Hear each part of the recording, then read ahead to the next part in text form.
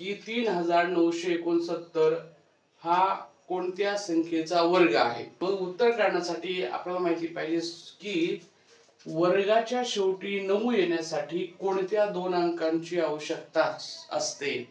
तर एखाद्या संख्येच्या शेवटी जर 3 असेल किंवा 7 असेल तर त्याचे वर्ग केल्यावर त्याच्या एकक स्थानी नेहमी 9 येणार, हे आपल्याला आधी आपण पाहिलेलं आहे। मग यामध्ये हे नेहमी हे अंक एकक स्थानचे अंक शोधायचे। एकक स्थानचे अंक शोधले, एकक स्थानी आपल्याला माहित झालं की एकक स्थानी 3 किंवा 7 अंक असेल तर त्याचा वर्ग केल्यावर 9 येतो। मग आता त्याचं वर्गमूळ काढण्यासाठी काय करायचं, नेहमी हे शेवटचे दोन अंक थोड्या वेळासाठी बाजूला ठेवायचे। आणि आता आपण समजायचे की हे आपल्याकडे ही 39 संख्या आहे। मग 39 या संख्येच्या आधी जो वर्ग असेल तो आधीचा वर्ग बघायचा आणि 39 च्या आधीचा जो वर्ग आहे तो वर्ग आपला दिसतो 36, जो की 36 6 चा वर्ग आहे। तो 6 चा वर्ग आहे, तो 6 चा वर्ग असल्या कारणाने मग काय करायचं, याच्यावरून काय करायचं, हा 6 जो आहे या 6 ला हे 3 जोडून द्यायचे, या 6 ला हा 7 जोडून द्यायचा। म्हणजे यावरून लक्षात येईल की ही वर्ग संख्या एक तर 63 चा वर्ग आहे किंवा 67 चा वर्ग आहे। मग आता हे नेमका कशाचा वर्ग आहे जर चेक करायचा असेल तर काय करायचं, 63 आणि 67 ही संख्या 60 ते 70 च्या दरम्यानची आहे। मग काय करायचं, 60 चा वर्ग जो आहे 60 चा वर्ग होतो 3600, 6 चा वर्ग 36 पुढे 2 शून्य। आता 70 चा वर्ग म्हणजे 4900 होईल। आता हे वर्ग केल्यावर आता बघायचं की जी संख्या आपल्याला शोधायची 3969 जे की प्रश्नात दिलेली आहे, ही 39 संख्या 36 च्या जवळ आहे की 49 च्या जवळ आहे तेवढं चेक करायचं। 39 ही संख्या 36 च्या जवळ आहे म्हणजे याचा अर्थ ही संख्या 60 या संख्या जवळची आहे आणि 60 या संख्येच्या जवळ कोण आहे, 63 आहे, म्हणून त्याचं उत्तर काय राहील 63। ही एक झाली पद्धत। आता दुसरी पद्धत, ही संख्या 63 आहे किंवा 67 आहे जर शोधायचं असेल तर दुसऱ्या एका मेथडने काय करायचं, नेहमी ज्या संख्येच्या एकक स्थानी 5 येतो त्या संख्येचा वर्ग करून त्याची मदत घ्यायची। यामध्ये 65 या दोघांच्या या दशकाच्या दरम्यान 65 येईल।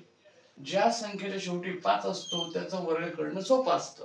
5 चा वर्ग 25 लिहायचा आणि 6 ची क्रमांक कोणी 7 या दोघांचा गुणाकार करायचा, 6 7 42, 42 25 जोडले म्हणजे ही संख्या 65 चा वर्ग होऊन जाते।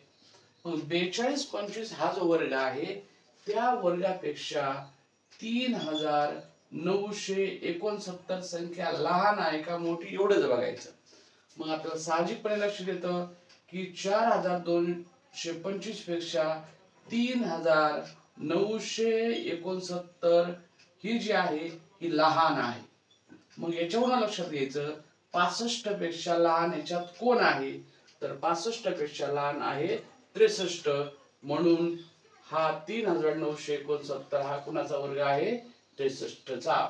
यामध्ये या दोन पद्धतीपैकी जी आपल्याला सोपी पद्धत वाटते त्या पद्धतीने उत्तर काढायचं। आता 6241 कोणत्या संख्येचा वर्ग आहे हे एकदा आपण चेक करूया।